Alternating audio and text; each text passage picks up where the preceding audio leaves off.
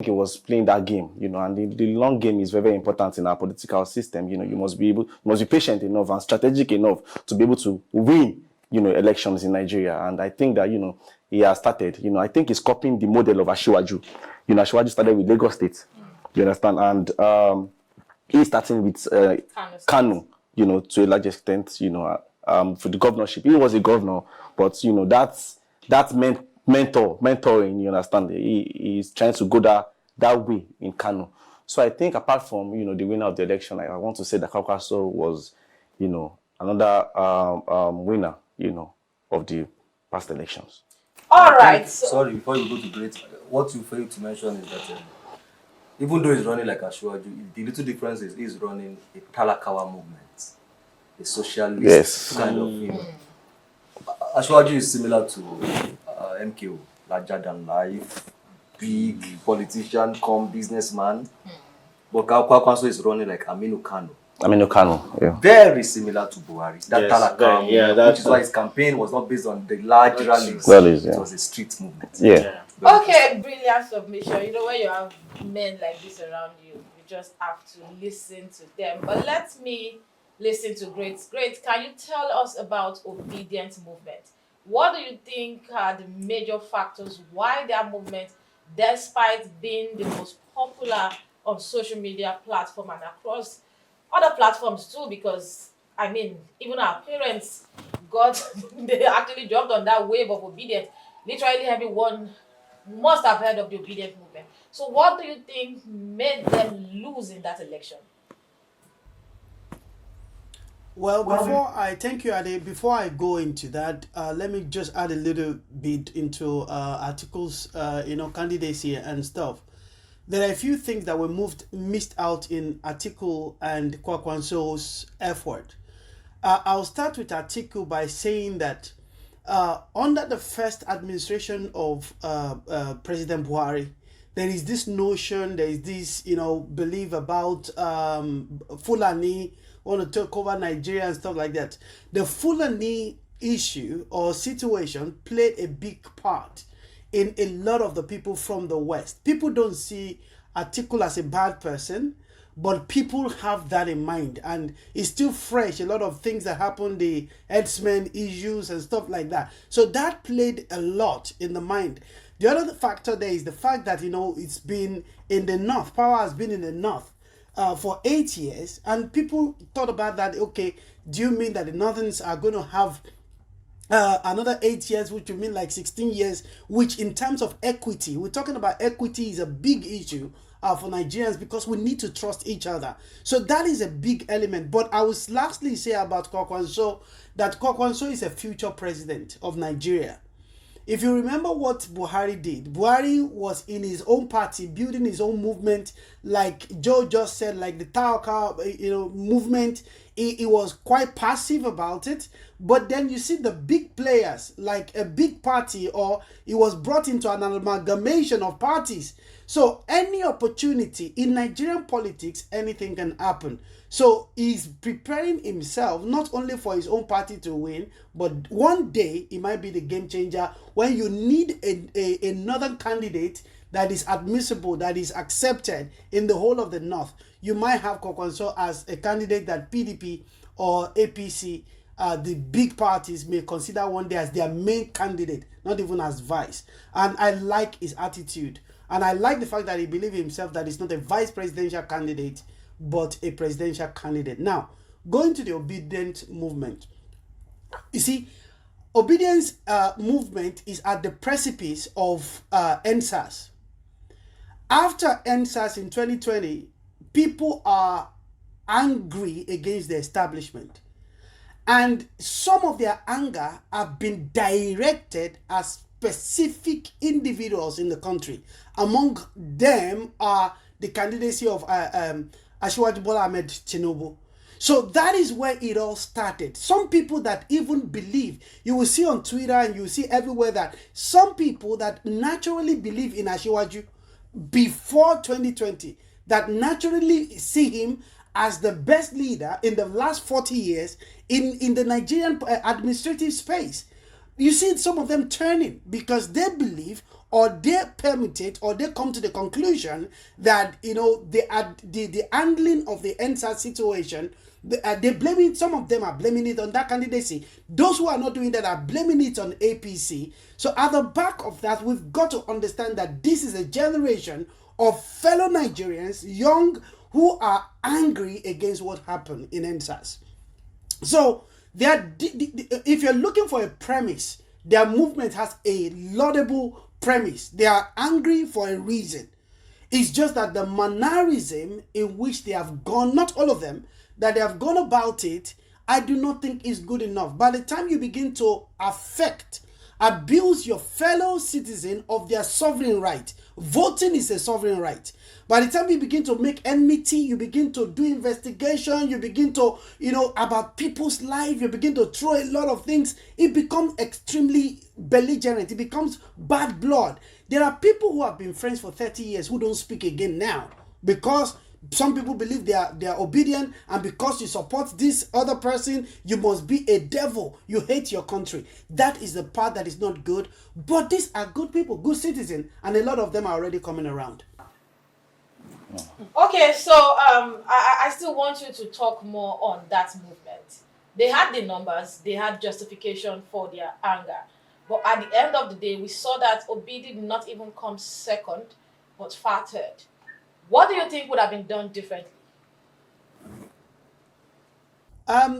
What should have been done differently should be left actually to their strategic team.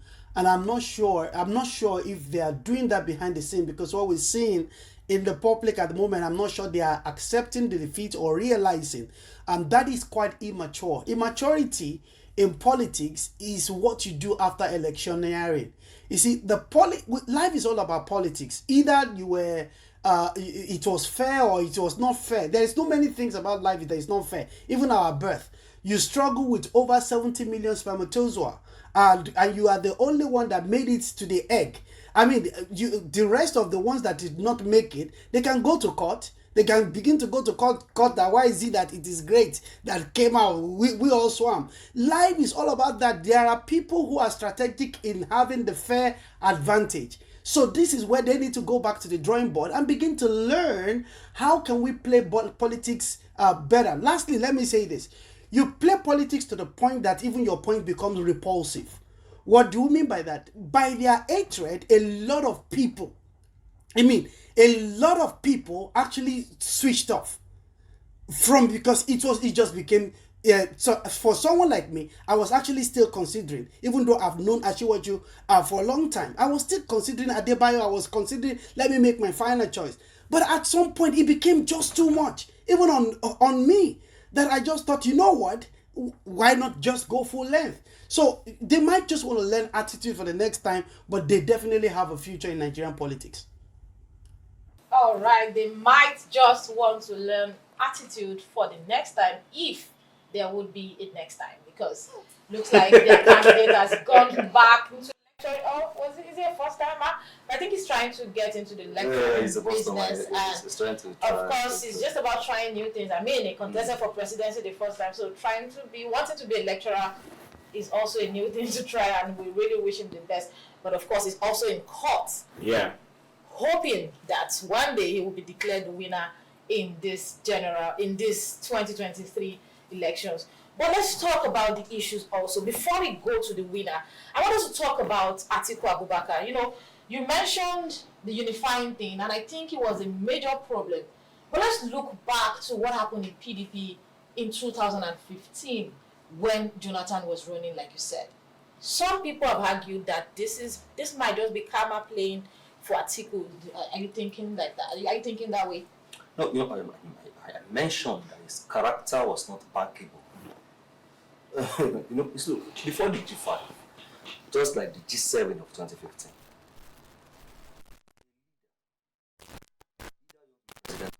must be a stabilizing factor. The leader of Atiku's stature, his experience, his mature composure, must be able to hold the house together, especially when you are telling us you want to hold the country together. But what if it's just a typical African father? We know that we find it difficult to say sorry to our children in this part of the world. We have to step back against the You know, when my mom would tell me, so you're there are some who will tell you that the crisis in APC was worse than that of PDP. The crisis that would have ballooned to an uncontrollable proportion in APC was of deeper magnitude than PDP, but somebody was able to control it. Look, when Ashwaju won that ticket, because if you begin to discuss even his journey to the primaries, you will see that he ran the toughest primaries. He was not given a chance until the Abekuta. Yes, we're going to come back to that. After he won, we'll come back to that because it's very crucial. Exactly. After he won, you saw him paying visits to all those that ran against him, including those that stepped down. But Atiku came out to say that he tried his best. Let me tell you Atiku's error. Atiku, first, you won the ticket, no problem, against the initial agreement. No problem, you have won. Now you are going to pick a running mate. It's the prerogative of the candidate to pick his running mate. You don't have to seek opinion. Then, if you must seek and say, look, I'm forming a committee.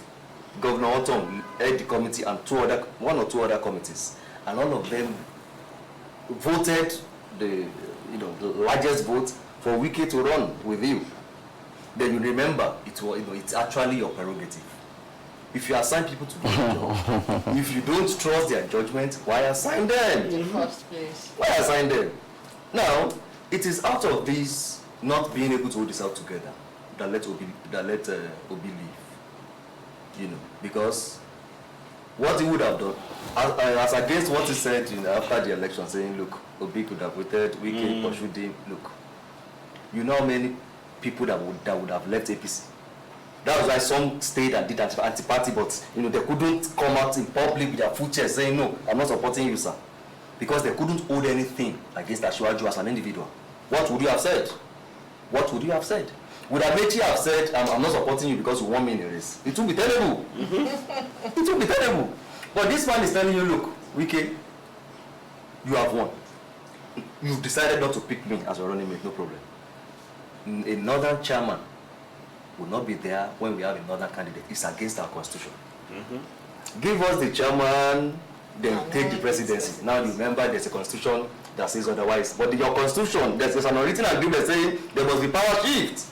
That was how Ekweme couldn't be president in 2007. Odili could not run in 2007 after OBJ. Odili was the most popular, influential qualified.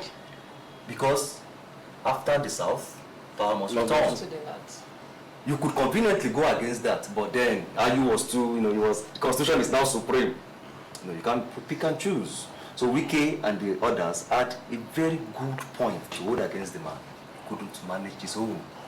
And speaking about the points, I remember one of those videos where Wike jokingly said that they say if they win, they will deal with us. But they will not win because he didn't I think just to add to what Legendary said, if you look at Atiku, in life generally, you have to be strategic about anything you are doing, and you have to plan. Nothing comes to you easy. I think that Atiku was banking on something. Like, we saw an audio from one SPV saga, Michael, and he was saying that in the video you could hear his daughter saying that he believes so much in money. For him to always leave the country after every election cycle, go to Dubai and stay there without having to unify the party, or when there are issues in the party, as a leader, you need to be able to bring people together, people that have gone sour with each other in terms of, they're not arguing with each other anymore. You need to be a leader, bring them together. They call it conflict resolution. I think you're making a good point. Yeah. The daughter ended that conversation with, I told my daddy that nobody ever led this country as rich as you are. That if money could gain the presidency, you would have been president long time ago. Nobody, and it's true. OBJ was Yeah, that's Atiku has been the richest running for this race. Yeah. Money, there's an extent it can get you to in human, So that's one reason. That's another reason I oppose people that thinks Asiwaju's success politically is all about financial resources. No, it goes beyond that. So when we're talking about division in parties, so this is a ruling party that did not have chairman for almost 2 years. Correct. So how did Asiwaju come around reconciling APC